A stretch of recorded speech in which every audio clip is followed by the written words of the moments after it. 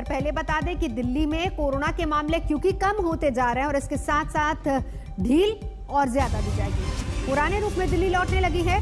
दिल्ली सरकार ने अनलॉक 4 के तहत अब बार और रेस्टोरेंट्स को भी खोलने की इजाजत दे दी है। कल से बार और रेस्टोरेंट खोलने की तैयारी है, इजाजत क्योंकि मिल गई है। दिल्ली सरकार की घोषणा के मुताबिक अब राजधानी में 50% क्षमता के साथ ये दोनों ही खोले जा सकेंगे। हालांकि दोनों के खुलने और बंद होने का समय अलग ही रहेगा। सरकार के मुताबिक बार दोपहर 12 बजे से रात 10 बजे तक खोले जा सकेंगे, वहीं रेस्टोरेंट्स सुबह 8 बजे से रात 10 बजे तक खोले जा सकेंगे। सरकार के मुताबिक ये सारी छूट 28 जून तक के लिए है। उसके बाद फिर से आकलन किया जाएगा और आगे का फैसला लिया जाएगा। सीधा चलेंगे पंकज जैन, मेरे सहयोगी हमारे साथ जुड़ चुके हैं। पंकज, और कितनी रियायतें दिल्ली के लिए कल से? देखिए, अनलॉक 4 के तहत दिल्ली सरकार ने औपचारिक आदेश जारी कर दिए हैं। बहुत सी ऐसी पाबंदियां हैं जो अब भी जारी हैं, यानी कि सिनेमा घर हो, थिएटर हो, स्विमिंग पूल हो, सामाजिक कार्यक्रम हो, ये सभी अभी भी बंद रहेंगे। लेकिन जो बार हैं दिल्ली में उन्हें 50% क्षमता के साथ खोलने का निर्णय लिया गया है। इसी के साथ नवजोत, जो रेस्टोरेंट हैं वो 50% क्षमता के साथ खुल तो रहे थे, लेकिन इनकी टाइमिंग रात को 8 बजे तक ही थी। अब इस समय में भी बदलाव किया गया है, ये रात को 10 बजे तक खुल सकेंगे। तो ऐसी स्थिति में 2 अहम फैसले लिए गए हैं और साथ ही साथ जो योग प्रेमी है उनके लिए भी एक राहत की खबर है। नवजोत, दिल्ली में जो गार्डन है, पार्क हैं, चाहे वो DDA का हो चाहे वो MCD का हो, इन्हें खोलने की भी इजाज़त मिल गई है। तो ऐसे लोग जो गार्डन या पार्क में जाकर योग करना पसंद करते हैं वो कल से योग कर सकते हैं, सुबह 5 बजे के बाद, उससे पहले नहीं, क्योंकि लॉकडाउन कल सुबह 5 बजे तक लागू है। ऐसी स्थिति में बहुत सी पाबंदियां हैं जो अब भी जारी हैं, लेकिन इस बीच हम जिस जगह मौजूद है वहाँ की तस्वीर भी आपको दिखा दे। लगातार अलग अलग बाज़ारों का हम दौरा कर रहे हैं, सोशल डिस्टेंसिंग बिल्कुल भी नज़र नहीं आ रही है और सरकार ये दावा कर रही है कि सख्ती बरती जा रही है, लेकिन लोग जो हैं वो लापरवाही करते हुए भी नजर आ रहे हैं। सही बता रहे हैं, क्योंकि ये जो तस्वीरें पंकज जैन आप दिखा रहे हैं, ये हाल सिर्फ दिल्ली का नहीं है। देखिए, रियायतें लगातार मिल रही हैं, लेकिन उसका मिसयूज किस तरीके से हो रहा है। देश के अलग अलग जगहों से तस्वीरें ऐसी आ रही है। दफ्तर बाजार खुलने लगे हैं, लेकिन इसी के साथ साथ सख्ती और नियमों के पालन को लेकर लोगों की लापरवाही भी नजर आ रही है।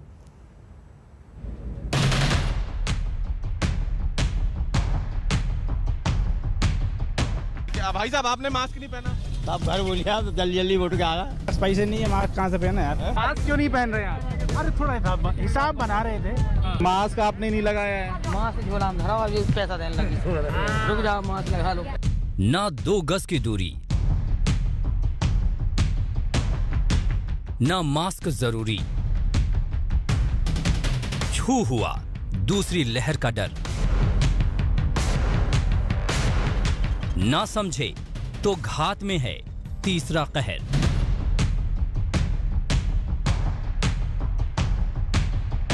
इन तस्वीरों को देखकर यकीन करना मुश्किल है कि चंद हफ्ते पहले तक देश ने महामारी का तांडव देखा था।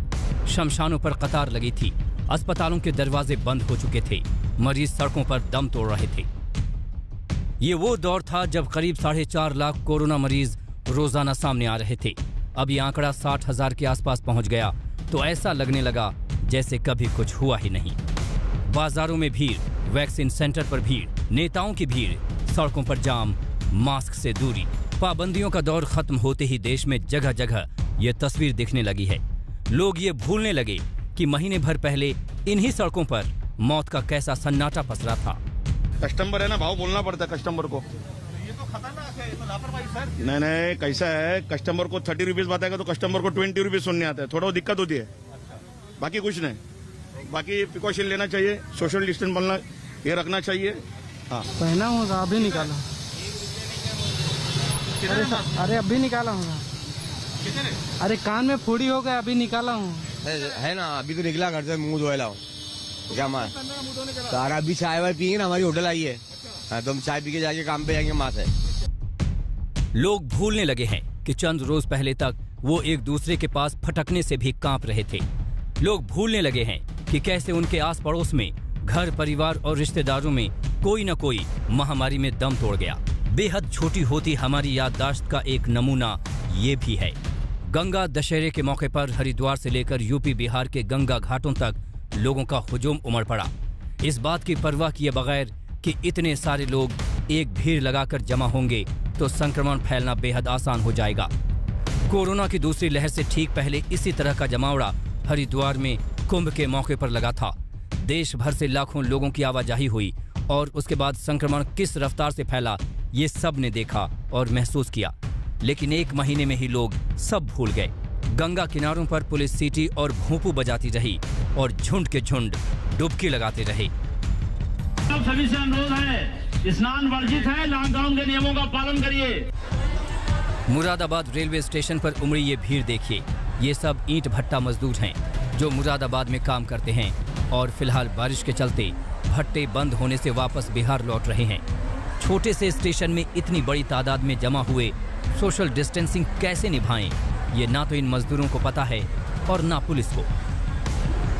लोग जो है हम लोगों के ईंट भट्टे हैं तहसील कांट में, तो आज जो है बारिश की वजह से जो है हम लोगों के काम बंद हो गए हैं, तो अब इन लोगों को जो है उनके घर भेज दिया जा रहा है। कोरोना पाबंदियां ढीली पड़ने के बाद से ही सारे डॉक्टर और एक्सपर्ट यही आशंका जता रहे हैं कि देश को बहुत जल्द कोरोना की तीसरी लहर के कहर का सामना करना पड़ सकता है और उनकी वजह यही लापरवाही बनेगी।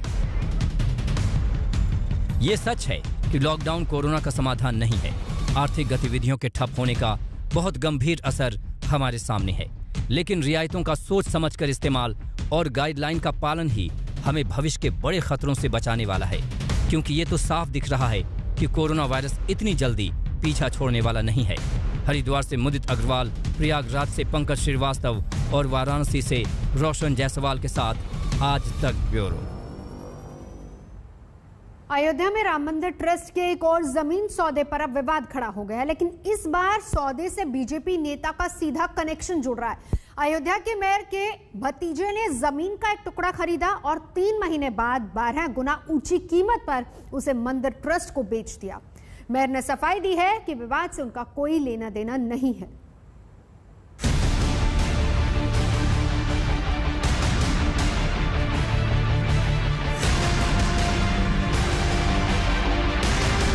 इधर राम जन्म स्थान की जमीन समतल हो रही है तो उधर अयोध्या में कई जमीनों के सौदे उबड़ खाबड़ राजनीति का बारूद बनते जा रहे हैं। चंद मिनटों में 2 करोड़ की जमीन 18 करोड़ की हो जाने के बाद एक और जमीन सौदा सुर्खियों में है। आरोप है कि मंदिर ट्रस्ट ने महज 3 महीने में जमीन के एक टुकड़े की कीमत 12 गुना ज्यादा चुकाई। आरोप लगाने वाले इस बार भी आम आदमी पार्टी के सांसद संजय सिंह हैं। बीजेपी के नेता चंदा चोरी कर रहे हैं, भ्रष्टाचार कर रहे हैं और देश के करोड़ों लोग प्रभु श्री राम के मंदिर के लिए चंदा दे रहे हैं। संजय सिंह के आरोप और जो दस्तावेज उन्होंने जुटाए हैं उसके मुताबिक 20 फरवरी को करीब 890 वर्ग मीटर जमीन का सौदा हुआ। महंत देवेंद्र प्रसाद से दीप नारायण ने ये जमीन 20 लाख में खरीदी। बीजेपी के मेयर ऋषिकेश उपाध्याय के भतीजे हैं दीप नारायण। 11 मई को दीप नारायण ने यही जमीन राम मंदिर ट्रस्ट को बेच दी। मंदिर ट्रस्ट ने इस जमीन के लिए दीप नारायण को 2.5 करोड़ रुपए दिए, यानी महज 3 महीने में एक ही जमीन के टुकड़े के लिए मंदिर ट्रस्ट ने 12 गुना ज्यादा कीमत अदा की। 11 मई को यही जमीन बीजेपी के नेता ने, मेयर के भतीजे ने 2.5 करोड़ रुपए में राम जन्मभूमि ट्रस्ट को बेच दी। ताजा जमीन विवाद के आरोपों पर विपक्षी पार्टियों ने मोर्चा खोल दिया है। हर दिन अयोध्या में भूमि खरीद के नए तथ्य सामने आ रहे हैं। 2 करोड़ की जमीन 18.5 करोड़ में डीलर से खरीदने के बाद अब मेयर के भांजे से 20 लाख की जमीन 2.5 करोड़ में ट्रस्ट ने खरीदी। श्रद्धालुओं का पैसा रामलला के भव्य मंदिर का है, मनमानी के लिए नहीं। आरोपों के घेरे में आ रहे बीजेपी मेयर कोर्ट कचहरी की चेतावनी दे रहे हैं, लेकिन जमीन का टुकड़ा रातों रात 12 गुना महंगा कैसे हो गया, इसका कोई जवाब उनके पास नहीं है। अच्छा, जमीन के जो महंत साहब हैं, महंत देवेंद्र जी हैं, इनसे जमीन लेने महंत देवेंद्र जी जो है ना, इनसे जमीन लेने आपके भतीजे ही गए थे, आप भी गए थे साथ में? मैंने हम क्यों लेंगे? अच्छा। नहीं, बता रहे थे कि आप भी आए थे शायद साथ में। आगे वो कैसे पड़ेगा, लिखा पढ़ी में नहीं वो लिखा पढ़ी में तो लिया है, हमें पैसा नहीं लिखा पढ़ी में तो आपका नाम नहीं है। दूध पानी पानी जैसे पहले वाला भी ऐसा वैसे। अच्छा हाँ उससे भी वो है। तो कब करेंगे पानी पानी? ये मंगलवार को कर देंगे। शुभ दिन करेंगे मंगल को। इससे पहले मंदिर ट्रस्ट के 18 करोड़ वाले सौदे में अहम किरदार रहे हरीश पाठक को लेकर भी नए खुलासे हो रहे हैं। बस्ती में ये आलिशान कोठी हरीश पाठक की ही है। आरोप है कि ये सभी जालसाजी की कमाई की है और इसकी चुगली वो एफआईआर कर रही हैं जो हरीश पाठक के नाम पर कई जिलों में दर्ज हैं। अयोध्या से समर्थ श्रीवास्तव और बस्ती से संतोष कुमार के साथ आज तक ब्यूरो। अयोध्या के मेयर के भतीजे को जमीन बेचने वाले महंत देवेंद्र का कहना है कि उन्हें अपनी जमीन इतने ऊंचे दामों पर बिकने का जरा भी अंदाजा नहीं है। महंत के मुताबिक जमीन की बात करने के लिए मेयर खुद उनके पास आए थे। देवेंद्र जी हमारे साथ इस वक्त मौजूद हैं। ये वही हैं जिनका पूरा मामला है, जमीन उन्होंने बेची थी। दीप नारायण को बातचीत करेंगे। बहुत स्वागत है आपका आज तक सर। मोहन जी ये जमीन आपने कब दीप नारायण को बेची थी और किन दामों में? लगभग हो गया, अभी याद हमको नहीं है, लगभग 1 महीना हुआ होगा, 1-1.5 महीना जो भी फरवरी में। हाँ संभवतः। अच्छा हाँ तो हमको कहे रामलला ट्रस्ट की आवश्यकता है, हमको भाई ट्रस्ट की आवश्यकता ले लीजिए। जी जी। सर्किल रेट 35 लाख बताया जा रहा है इसका। हाँ? सर्किल रेट के हिसाब से वो नजूल की जमीन थी, हमारे निजी नहीं थी वो। नजूल की जमीन पर आबादी हमारी रहे, मतलब इनका वो कब्जा है। अच्छा। तो नजूल की थी इसलिए कहे कि नजूल से हमको पैसा लगेगा तो जो आपको कम मिलेगा, हमको जौन दे दे।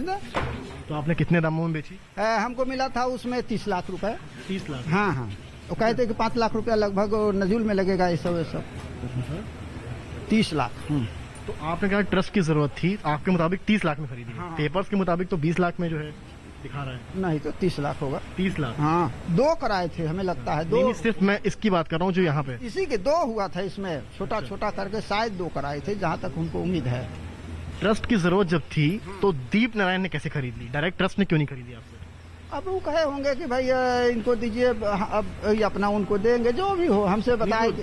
ट्रस्ट जैसे आपसे डायरेक्टली भी ले सकता था आपके तो। हाँ तो ट्रस्ट के लोग हमसे मिले नहीं, हमसे मेयर साहब मिले थे, उन्होंने कहा कि उनको जरूरत है। आपको जानकारी है कि दीप नारायण ने आपसे 30 लाख में लिया जैसा बता रहे हैं? हाँ, और ट्रस्ट को ये जमीन जो है 2.5 करोड़ में मिली?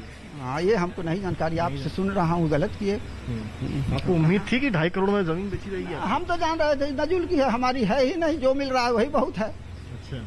नजूल की चुकी है वो, इसलिए हम सोचे जो ही हमको मिल रहा है बहुत है। 1 रुपया नहीं वहाँ से मिलता है तो ट्रस्ट को इतने मिल जा रहा है, हमारे बहुत है। लेकिन उतना था तो हमको उस हिसाब से देना चाहिए था। दीप नारायण ने ये नहीं आपको बताया कि ट्रस्ट की तरफ से हम आए हैं? ना ये सब क्या कहा था आगे आपके पास? हमसे कहा कि दीजिए, ट्रस्ट को जरूरत है, फिर उसको ट्रस्ट को मिल जाएगा ये जमीन। हम जाने हो सकता ट्रस्ट के नाम से लिखाएंगे, करेंगे, अधिकृत होंगे कोई। तो आपको लगा कि वो अधिकृत हैं इसलिए आपने? इसीलिए ट्रस्ट के नाम पर ही दिए हम लोग, ट्रस्ट के लिए ही दिया गया है। जिस जमीन के सौदे को लेकर नया विवाद खड़ा हुआ है वो राम मंदिर परिसर से महज 500 मीटर की दूरी पर है। जमीन के इस टुकड़े की क्या अहमियत है ये बता रहे हैं हमारे संवाददाता समर्थ श्रीवास्तव। की टीम अयोध्या पहुंची है और सबसे पहले हम आपको दिखाएंगे जो जमीन है, हम वहीं पर है, रामकोट इलाके में जमीन पड़ती है। और आपको मैं तस्वीरें दिखाऊंगा इस जमीन की, जिस जमीन को लेकर पूरा विवाद, नया विवाद जो है खड़ा हुआ है। इस जमीन के सर्किल रेट के हिसाब से तो कीमत 35 लाख है, पर महंत देवेंद्र से इसी जमीन को जो भतीजे हैं उपाध्याय, यानी कि ऋषिकेश उपाध्याय, अयोध्या के मेयर के जो भतीजे हैं दीप नारायण उपाध्याय ने ये जमीन आप मान के चलिए 2.5 करोड़ में ट्रस्ट को बेची है मई के महीने में 2021 में। ये जमीन जब महंत देवेंद्र से खरीदी गई थी तो इसकी कीमत लगभग 25 लाख बताई जा रही थी। और ये कीमत जो थी, ये कीमत जो है 3 महीने के अंदर बढ़ के 2.5 करोड़ कैसे हो गई, सवाल ये है। और सबसे इंपॉर्टेंट बात, जो गवाह इसमें है वो खुद ट्रस्ट के मेंबर अनिल मिश्रा हैं, इस खरीदारी के पूरे गवाह। तस्वीरें अगर आप देखें तो इस जमीन की अहमियत क्यों है यह हम आपको बताने की कोशिश करेंगे। इस जमीन से महज 500 मीटर की दूरी पर राम जन्मभूमि है जो अपने आप में अयोध्या को खास बनाता है। इससे कुछ ही दूरी पर कनक भवन भी है। तो इस जमीन की अहमियत आपको बताने की कोशिश कर रहे हैं। और ऐसी ही एक और जमीन को लेकर विवाद यह है कि 27 लाख में के दान में एक तरह से जो जमीन मिली है उसको 1 करोड़ में बेचा गया है। तो ये दोनों जमीनों को लेकर जो विवाद चल रहा है ये गरमाया हुआ है। आम आदमी पार्टी ने कड़े आरोप लगाए हैं एक तरह से भारतीय जनता पार्टी पर, ट्रस्ट पर कि किस तरह से जो आम आदमी ने पैसा दिया है राम मंदिर के नाम पर उसके साथ ठगी हो रही है। कोई जवाब ट्रस्ट की तरफ से अभी तक नहीं आया है। हम लगातार ग्राउंड से तस्वीरें दिखाने की कोशिश कर रहे हैं। जमीन की रामकोट की बात हो या दूसरी जमीन की बात हो, उसको लेकर सवाल इसलिए भी गहराया हुआ है क्योंकि पिछली बार जब मैटर बढ़ा था तो ये ट्रस्ट की तरफ से कहा गया था कि सुप्रीम कोर्ट की रूलिंग के बाद अयोध्या में लैंड के दाम बढ़ गए, पर ये जो डीलिंग हुई है ये दोनों ही डीलिंग 2021 यानी कि सन 2021 में हुई है और रूलिंग आए 2019 में रूलिंग है। लगभग 1 से 1.5 साल हो चुका है। तो इस केस में यह भी नहीं कहा जा सकता है कि जो लैंड प्राइस है वो रूलिंग के बाद बढ़ गया था। तो अब देखना होगा कि ट्रस्ट की तरफ से क्या जवाब आता है, क्योंकि ये काफी सीरियस एलिगेशंस हैं जो लगाए हैं आम आदमी पार्टी ने, समाजवादी पार्टी ने। अब देखना है ट्रस्ट को क्या जवाब देता है। आगे बढ़ेंगे। शिवसेना विधायक प्रताप सरनाईक ने सीएम उद्धव ठाकरे को चिट्ठी लिखी है और चिट्ठी में विधायक ने प्रधानमंत्री मोदी के लीडरशिप में चुनाव लड़ने की बात कही है। चिट्ठी प्रताप सरनाईक की, जिसमें यह कहा है कि प्रधानमंत्री नरेंद्र मोदी की ही लीडरशिप में चुनाव लड़ा जाए। सौरभ बख्तानिया हमारे साथ इस वक्त जुड़ चुके हैं। सौरभ, आज ही सामना में भी बहुत सारी बातें लिखी गई उद्धव के हवाले से, लेकिन ऐसे में प्रताप सरनाईक ने ये सीधे तौर पर कहा कि प्रधानमंत्री की अध्यक्षता में चुनाव में जाना चाहिए। जी देखिए, बिल्कुल नवजोत, क्योंकि ये जो एमएलए है प्रताप सरनाईक, ये शिवसेना के बड़े ताकतवर नेता है और सरकार में और साथ ही जो शिवसेना की पूरी लीडरशिप है उसमें बहुत अहम भूमिका निभाते हैं। और उस बीच प्रताप सरनाईक का इस तरीके का महाराष्ट्र के मुख्यमंत्री उद्धव ठाकरे को ये जो लेटर लिखा गया है, साफ तौर पे उनका कहना है कि कांग्रेस और एनसीपी अपनी खुद की पार्टी को बड़ा करने के लिए देख रहे हैं, वो शिवसेना को अंदर से तोड़ने के लिए देख रहे हैं। और ये जो गठबंधन बना है उससे एक ही चीज हो रही है, एनसीपी और कांग्रेस बड़ी होती जा रही है और शिवसेना छोटी होती जा रही है। उन्होंने ये भी कहा कि अगर हम नरेंद्र मोदी, प्राइम मिनिस्टर नरेंद्र मोदी जी के साथ लड़े, एक साथ उनके साथ आए, तो इनको नेतृत्व में शिवसेना और बड़ी होगी। जो थोड़ी बहुत मतभेद पहले हुए हैं उसे दूर करना चाहिए और जो आने वाले चुनाव आ रहे हैं जैसे बीएमसी के, ठाणे म्युनिसिपल कॉर्पोरेशन में, उसमें हमें एक साथ बीजेपी के साथ लड़ना चाहिए, तो ही शिवसेना का इसके अंदर बहुत ज्यादा फायदा होगा। उनका ये भी कहना है कि ईडी और जो सेंट्रल एजेंसी है, प्रताप सरनाईक हो या साथ में जो अनिल परब हो, वाइकर हो, उन पर लगातार जो है शिकंजा कस रही है।